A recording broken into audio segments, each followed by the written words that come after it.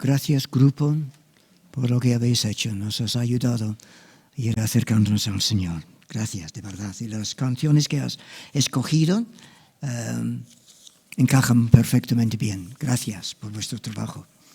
Desde el inicio de esta iglesia, en los días del señor Goldstone, he estado siguiéndoos con mucho interés. Y por lo tanto es un enorme privilegio estar detrás de este púlpito esta mañana.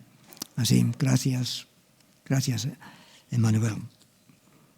He conocido, como se ha dicho, a vuestro pastor cuando aún era soltero, al estar trabajando los dos en Juventud para Cristo en Barcelona. Como se ha dicho, hace unos pocos años. No sabía que era tanto, pero mira, unos pocos años. Hoy traigo saludos de la iglesia en Saló y también os traigo una pregunta. Durante estos meses de COVID y todas las tragedias familiares, salud y en la economía, ¿has dudado del cuidado constante de Dios? ¿Has podido recrearte en el cuidado y cercanía de Dios en todos los problemas? Hemos estado cantando, en la tormenta sigue siendo Dios. ¿Lo crees? En la porción que hemos leído esta mañana podemos ver algunas pistas que quizás nos podrán ayudar a confiar en el horario o en el plan, en el propósito de Dios. Él que nos ama intensamente, que nos vigila en todo momento y que íntimamente cercano a cada uno. Vamos a ver. Esto podemos ver ejemplificado en esta porción en una familia rica y bien posicionada en la sociedad, Jairo y su familia, y también ilustrado en la tragedia de una mujer anónima y en la bancarrota. Y veremos cómo él sigue siendo rey de reyes en estas circunstancias. Si tenéis vuestras Biblias a mano, o vuestro iPhone o iPad abierto para seguir, vamos a mirar capítulo 5 de Marcos, versículo 21. Quizás deberíamos notar el contexto de estos dos relatos.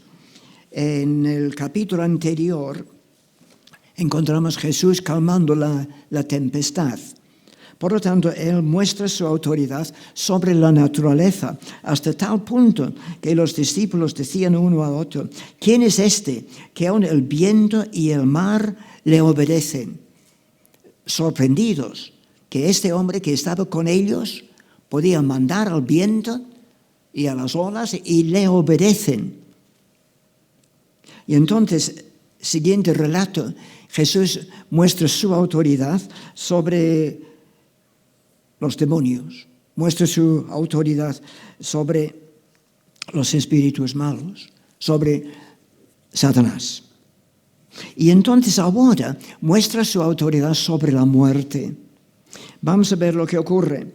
Jairo, nos dice, apreciado y valorado en la sociedad, viene a Jesús. Cuando nos dice que las multitudes le recibieron a Jesús, nos dice en Lucas que le recibieron con gozo, estaban tan contentos ver al Señor.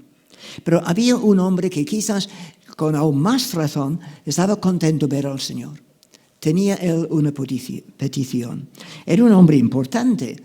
Nos dice que era uno de los principales y luego nos dice que era el principal de la sinagoga.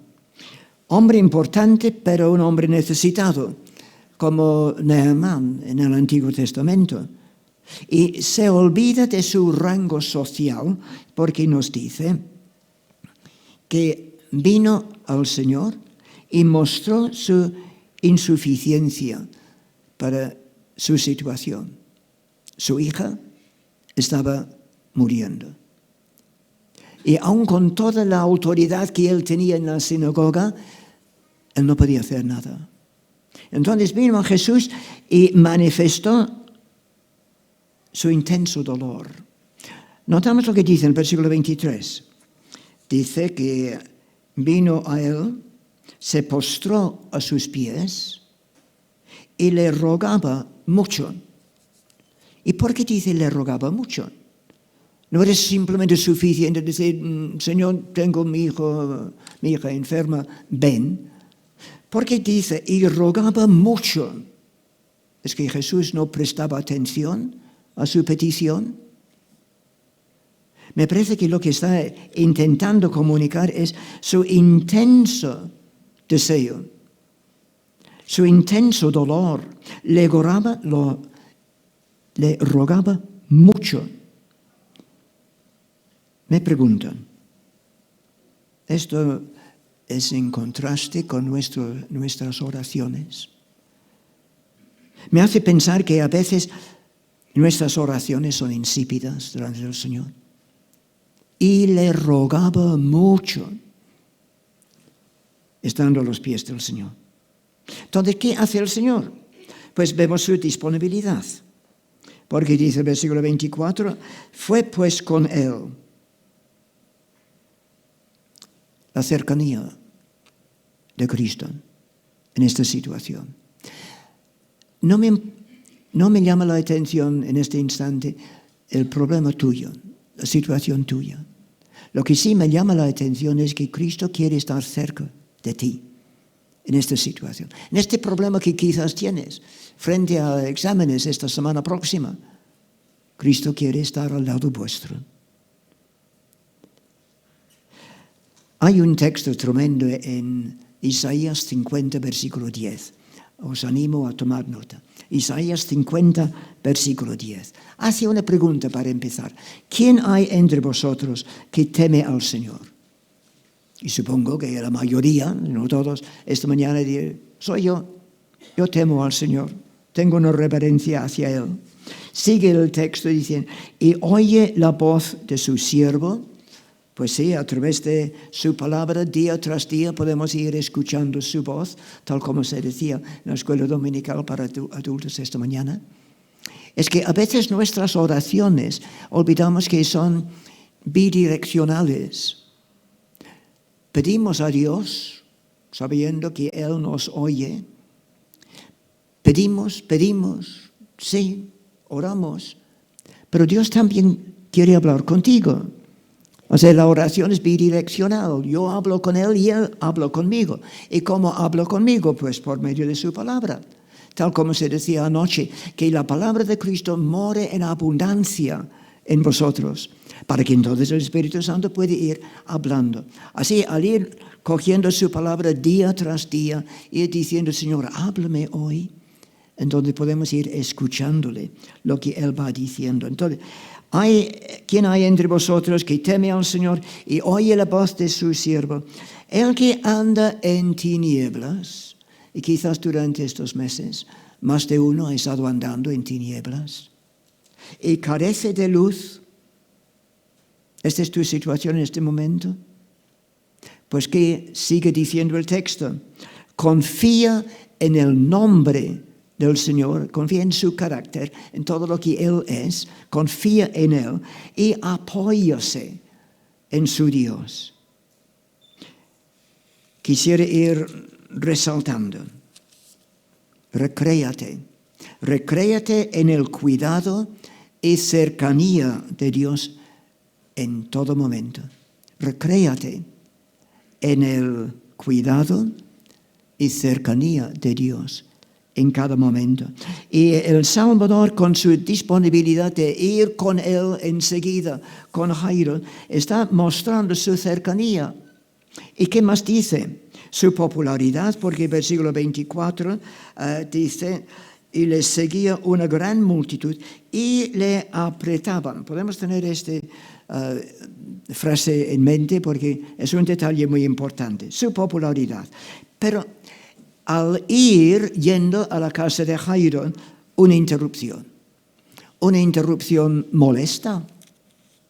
Una mujer que tiene un problema. Pero quisiera hacer una pregunta. ¿Y por qué lo permite Cristo?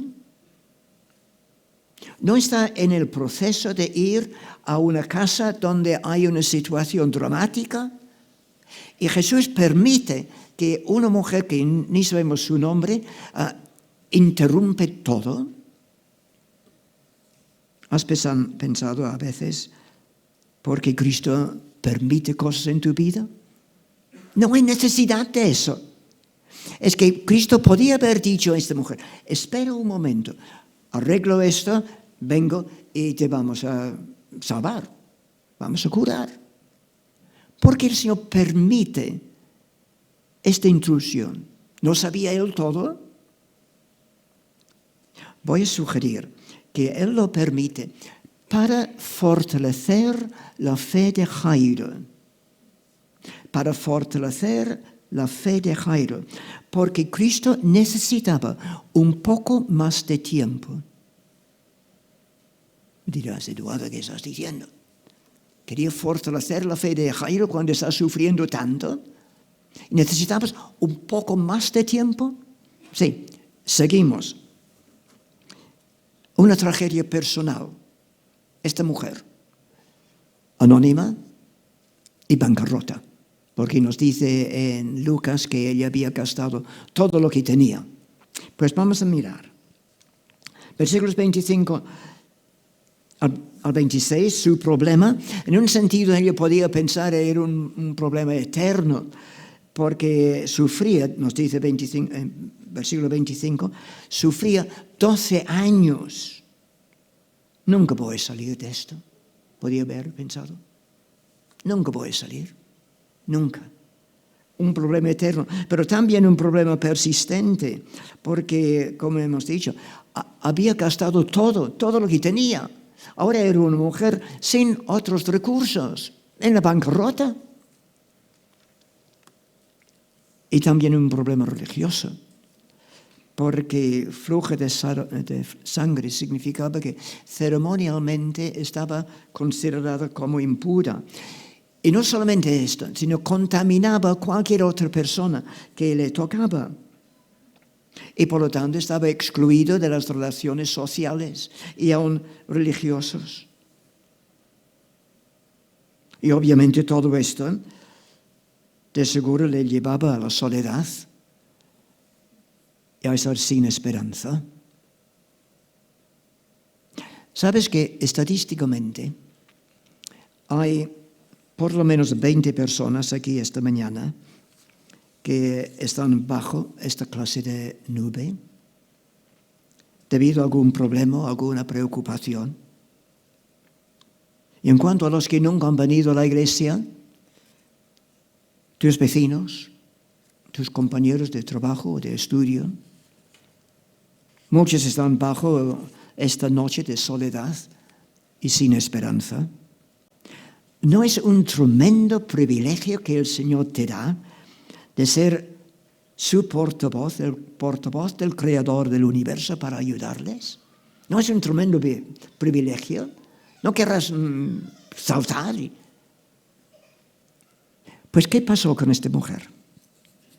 Pues nos dice en el versículo 27 que oyó hablar de Jesús. En otras palabras, alguien le había hablado. Alguien había testificado, alguien había indicado que Cristo podría ayudarle. Y encontramos, versículo 27, una fe insistente.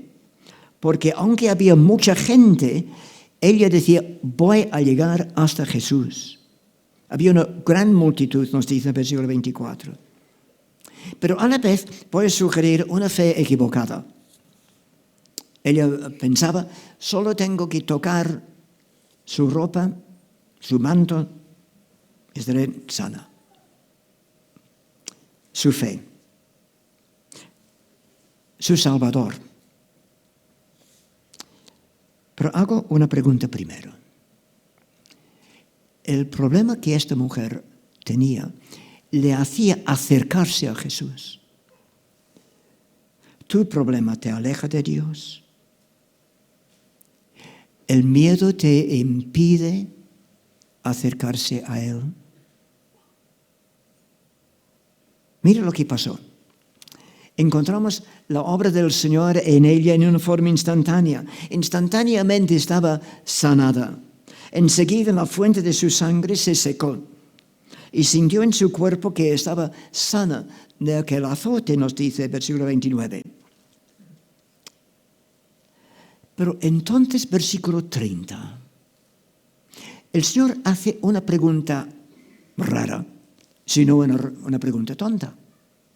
¿Quién tocó mis vestidos?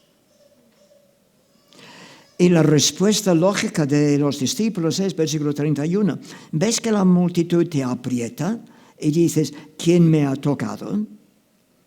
Pero él mirando alrededor para ver quién había hecho esto. Una respuesta lógica. La gente está apretándote. ¿Cómo es que puedes decir, quién me ha tocado? Todos están tocándote. Versículo 32. ¿Es una reacción cruel por parte del Señor? Entonces la mujer, temiendo y temblando, sabiendo lo que en ella había hecho, vino y se postró delante de él y le dijo toda la verdad. Es que cuando dice, pero él miraba alrededor para ver quién lo había hecho, en otra traducción lo pone así, mirando y seguía mirando. Estaba esperando que aquella mujer públicamente dijera cuál era su problema. ¿No era una acción cruel? Voy a sugerir que no. Jesús quería públicamente felicitar, elogiar su fe. Quería elevar su autoestima de la mujer después de 12 años de sentirse muy inferior a los demás. Quería públicamente felicitar su fe, pero también quería aclarar su teología. No quería que ella fuera pensando en aquel manto como si fuera una reliquia. Jesús dice, es tu fe que te ha salvado, no mi vestido. Quiso aclarar. Y luego da su promesa. Jesús quería asegurarle que su curación era permanente. Ahora, todo esto está ocurriendo mientras el pobre Jairo está sufriendo. Quiero llevar a Jesús a mi casa. Y esta mujer. Y Jesús le dice a ella, hija, es una palabra muy tierna que solamente encontramos en el Nuevo Testamento 2 veces. Hija, tu fe te ha hecho salva. Y entonces añade, ve en paz. Espiritualmente ve en paz al ir teniendo las cosas claras que ha sido tu fe en mí, no simplemente en mis vestidos, sino en mí, tu fe te ha salvado. Y físicamente ve en paz. El azote no volverá. Ve en paz. La fe verdadera significa acción. Ella tenía que ir de allí y volver a casa en paz, con un profundo sentido de agradecimiento, tal como hemos estado cantando también. Vemos la cercanía de Cristo, vemos la compasión de Cristo a esta mujer. No sabemos su nombre, no sabemos nada más de ella, salvo que estaba en la bancarrota. Pero Jesús estaba cerca de ella. Volvemos a Jairo, porque versículo 35, ¿qué es lo que ocurre? Mientras él aún hablaba, vinieron de casa del principal de la sinagoga diciendo, tu hija ha muerto, ¿para qué molestas más al maestro? ¿Al maestro? ¿Qué es lo que nos va a enseñar ahora? Es demasiado tarde. A veces piensas que Cristo actúa en una forma demasiado tarde, que tus oraciones durante quizás años y todavía no. Y Jesús dice, no temas, malas noticias. Tu hija ha muerto. Jesús contesta delante de esta situación: no temas. En otras palabras, son palabras de esperanza en medio de la crisis. Y quizás el Señor también está diciendo esto a ti también esta mañana. No temas. No sabes el futuro. No importa, Jesús está en el futuro ya. Va delante de ti. Y entonces dice, no temas, cree. Cree no es simplemente un acto aislado de fe, sino es una firme actitud. Creo y sigo creyendo. Muchos de vosotros, si no todos, habéis llegado al punto de entender tu estado de necesidad delante del Señor, de tu pecado, de tu rebelión contra el Señor, y cómo el justo juicio de Dios está ya sobre ti. Y has llegado al punto de entender cómo Cristo murió por ti para tomar tu lugar y absorber toda la santa ira de Dios contra tu pecado.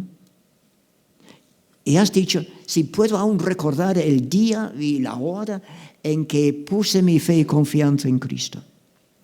Sí, he creído, pero un momento, es seguir creyendo día tras día. ¿Qué ocurre a partir del versículo 37? Vemos una rapidez, que Jesús deja la multitud, no deja que nadie va con él, solamente con 3 discípulos. Ahora, sin estorbo, va a la casa de Jairo. Pero pregunto, ¿por qué ahora? ¿Por qué no lo hizo antes? Antes de que muriera la niña. ¿Por qué ahora? 2 razones. La tristeza les abrumaba a la familia. Pero la segunda cosa es que ha llegado el momento. Voy a explicar. Si Cristo hubiera ido enseguida, hubiera sanado una niña enferma, que había hecho en otras ocasiones. Pero ahora ha tenido que esperar un poco más para que la niña muriera, para fortalecer la fe de Jairo y también nuestra, para que él podría ir y hacer un milagro mucho más grande. ¿No ocurre esto tantas veces el Señor en tu vida y en mi vida? Que entonces quiere ir fortaleciendo nuestra fe para hacer algo aún más grande para la gloria de su nombre. Entonces Él llega y encontramos la escena típica, versículo 38. La angustia, las lágrimas, las lloronas profesionales. Quizás ellos habían estado allí esperando la noticia para entonces entrar en función, de ir llorando y haciendo un jaleo tremendo. Y el creador del universo actúa sin observadores, entra simplemente con padre y madre y los 3 discípulos, y entonces entra. Pero al entrar dice a los que están haciendo tanto jaleo, la niña duerme y se burlaban de él, porque sabían de que estaba realmente muerta. Y de todos modos, con tanto jaleo lo habían despertado. Pero dice duerme porque es su condición temporal. Será restaurada. Entonces, echando a todos, vemos otra vez la cercanía de Cristo. Tomó la mano de la niña. ¿Puedes imaginar la escena? Era rico.